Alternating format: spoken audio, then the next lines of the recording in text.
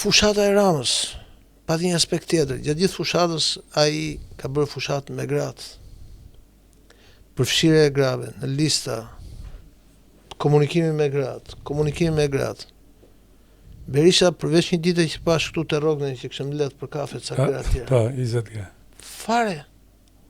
Po fare. Mos përfshirja e grave, të rinjve të tjerë tregon pastaj përfshirja e territorit. Me rastin e Elbasanit. Zoti Alizoti është nga Libohova, ishte përfaqësues politik në Berat, dhe u postua në Elbasan dhe bëri atë fushatë që bëri groteske. Berat pa të pësu katastrofë, tash i çoi katastrofë tjetër. Bëri atë fushatë që bëri groteske, agresive etj.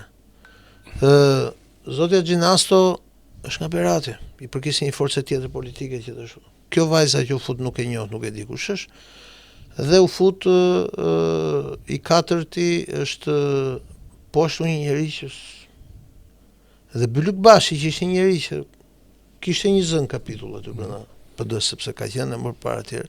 Mendon se edhe ai është me origjinë nga Devolli.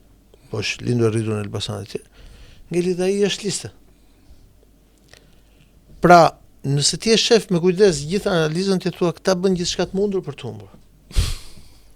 Ose pjesa tjetër, unë kam shku kam pa me kujdes. Ilir më fal, bën gjithçka të mundur. Kam pa me kujdes partitë e reja.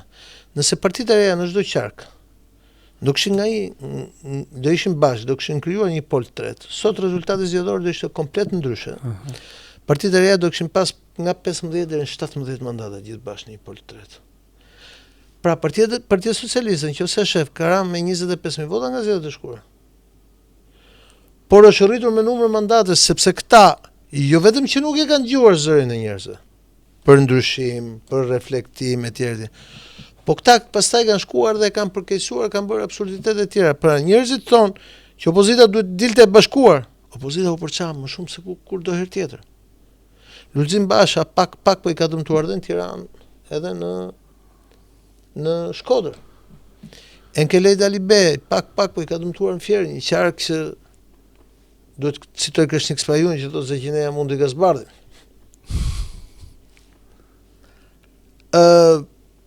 Jemi përballë faktit që këta nga poshtë, nga lart nuk kanë receptuar mesazhet që vinin nga poshtë. Dhe tani jemi përballë në një momenti tjetër që çfarë do bëjnë duket sikur do përsërisin atë që kanë bërë gjithë jetën. Dhe më vjen keq ta them, por nëse këta vazhdojnë kështu, destinacioni i tyre drejt zhdukjes politike është pak thim mbrapa.